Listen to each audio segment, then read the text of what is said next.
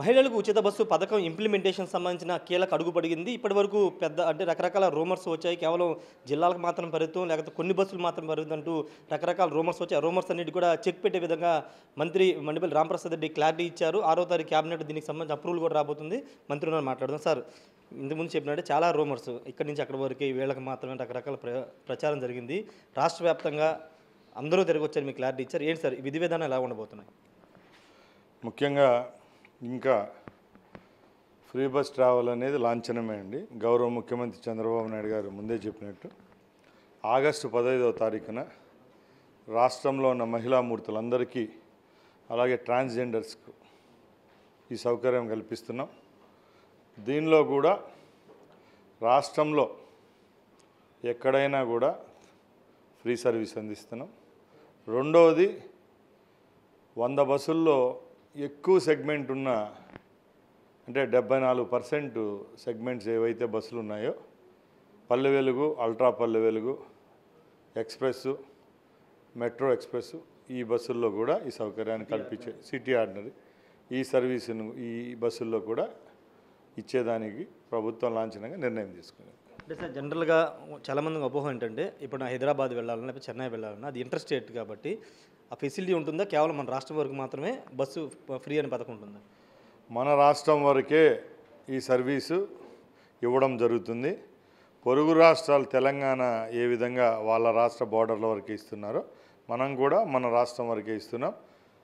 ఎవరైతే ఈ రెండు రాష్ట్రాల మధ్య ట్రావెల్ చేసే ఎవరైతే ఉంటారో వాళ్లకు ఈ రెండు రాష్ట్రాలు తీసుకున్న నిర్ణయాల వల్ల ఏ విధమైన సమస్యలు లేవనెత్తదని మేము అనుకుంటున్నాం. జనరల్గా ఇప్పుడు మహిళలు ఏం తీసుకెళ్ళాలి సార్? బస్సు ఉచిత బస్సు ప్రయాణం చేయాలంటే వాళ్ళు ప్రూఫ్ ఐడి ప్రూఫ్ ఏం తీసుకెళ్ళాలి? ముఖ్యంగా చాలామందికి మన రాష్ట్రంలో కానీ భారతదేశంలో కానీ అథెంటికేషన్ అంటే ఆధార్ కార్డు అంటాము. Aadhaar card, driving licence, pan card ఇవన్నీ అందుబాటులో ఉండే వాళ్ళకు ఎవరైనా ఈ సౌకర్యాన్ని ఉపయోగించుకోవచ్చు. అంటే మొత్తం ఎన్ని బస్సులను ఉపయోగించబోతున్నారు? రాష్ట్ర ప్రభుత్వ ఖజానా మీద ఎంత బడ్డెన్ పడబోతుంది? ఈ కేటగిరీలో సుమారుగా 6700 బస్సులు వస్తాయండి. అంటే సుమారు ఉండే బస్సుల్లో 75% బస్సులు ఈ కేటగిరీకి కోవ కిందకి వస్తాయి. అలాగే ఇంకోటి ఏది అడిగారు, అంటే ఎన్ని కోట్లు రాష్ట్ర వార్షిక? ముఖ్యంగా ఎప్పుడు దీన్ని బర్డన్ అనుకోము, కానీ రాష్ట్ర ప్రజలకు మేము ఇస్తున్న కానుక మహిళలందరికీ సుమారుగా 1950 కోట్లు వార్షికంగా ఈ యొక్క స్కీమ్ ఖర్చు అవుతుంది.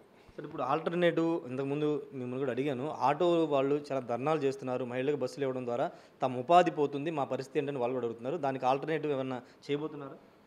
మంచి క్వశ్చన్ అడిగారండి. ఆటో సోదరులందరికీ ఒక రవాణా శాఖ మంత్రిగా ఈ ప్రభుత్వం ద్వారా ఒకటే కోరుకుంటున్నా.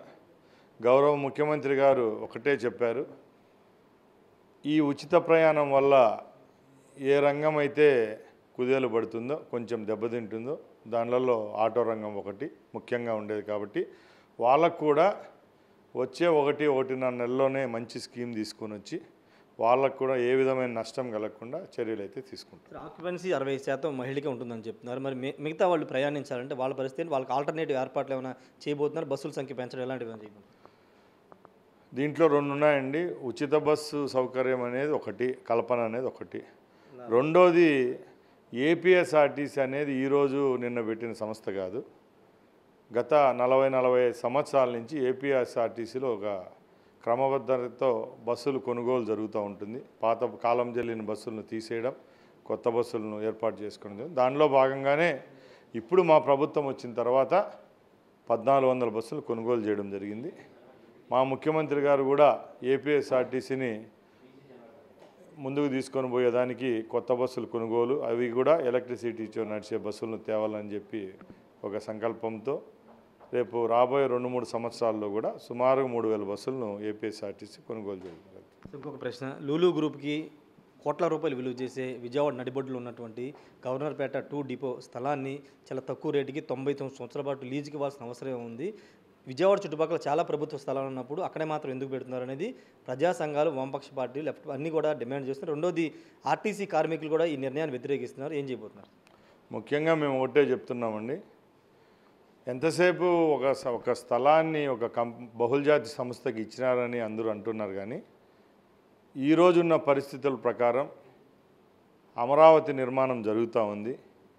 విజయవాడలో వేలాది మంది లక్షలాది మంది నిరుద్యోగులు ఉన్నారు.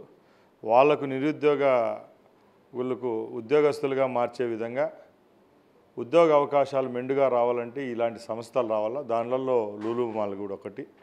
ఆ కంపెనీ అక్కడికి రావడం వల్ల సుమారుగా వేలాది మందికి జీవనోపాధి లభిస్తుంది. కాబట్టి దయచేసి మీరందరూ ఈ ప్రభుత్వం యొక్క సంకల్పం అర్థం చేసుకోవాల్సిందిగా కోరుకుంటున్నాను. ఫైనల్గా ప్రతిపక్షాలకు ఏం చెప్తారు? మీరు మంత్రి అయిన దగ్గర నుండి ప్రతిరోజు మిమ్మల్ని ప్రశ్న అడుగుతూనే ఉన్నారు. ఉచిత బస్సు పథకం తెలంగాణలో వచ్చిన 4 రోజులు ఇంప్లిమెంట్ చేశారని కాంగ్రెస్ పార్టీ షర్మిల కూడా పదే పదే చెప్పారు. ఈరోజు పథకం ఇంప్లిమెంటేషన్ డేట్ ఖరారైంది, విధి విధానాలు ఖరారు. ఏం చెప్తారు ప్రతిపక్షం? నేను ప్రతిపక్షాలకు ఒకటే చెప్తున్నానండి. సూపర్ 6 ఇవ్వలేమని చెప్పారు. సూపర్ 6లో భాగమైన ఉచిత బస్సు లేదు అని చెప్పారు. ఇప్పుడు ఈ సౌకర్యం కల్పిస్తామని చెప్పి డేట్తో సహా కేటగిరీలతో సహా ఇచ్చిన తర్వాత ఇంకేదో ఒకటి దీంట్లో తప్పు ఎతకడం తప్పక వాళ్ళు చేసే పని ఏం లేదు. తప్పకుండా సూపర్ 6 పథకాలు అన్నీ ప్రజల్లోకి వెళ్తున్నాయి. దానిలో భాగంగానే ఈ ఫ్రీ సర్వీస్ కూడా ఈ రాష్ట్రంలో దిగ్విజయంగా ప్రారంభిస్తాం. మహిళా మూర్తులందరికీ ఇది ఒక వరం అవుతుంది. Thank you sir. ఖచ్చితంగా మహిళలకు ఒక వరంలాగా ఈ ఉచిత బస్సు పథకం అమలు కాబోతుందని మంత్రి చెప్తూ ఉన్నారు. ప్రతిపక్షాలు ఎన్ని విమర్శలు చేసినా సూపర్ 6 పథకాలు అయితే ఇంప్లిమెంటేషన్ చేయబోతున్నామని చెప్తున్నారు. రాష్ట్ర వ్యాప్తంగా మహిళలందరూ కూడా ఎక్కడి నుంచి ఎక్కడికైనా ప్రయాణం చేయొచ్చు. కాకపోతే ఇంటర్ స్టేట్ అంటే విజయవాడ నుంచే ఆంధ్రప్రదేశ్ నుంచి తెలంగాణ వెళ్ళడానికి మాత్రం అవకాశం లేదని చెప్తున్నారు. 15వ తేదీన అఫీషియల్గా దీన్ని అయితే ప్రారంభించబోతున్నారు. కెమెరా పర్సన్ సాయితో రాజేష్, బిగ్ టీవీ, అమరావతి.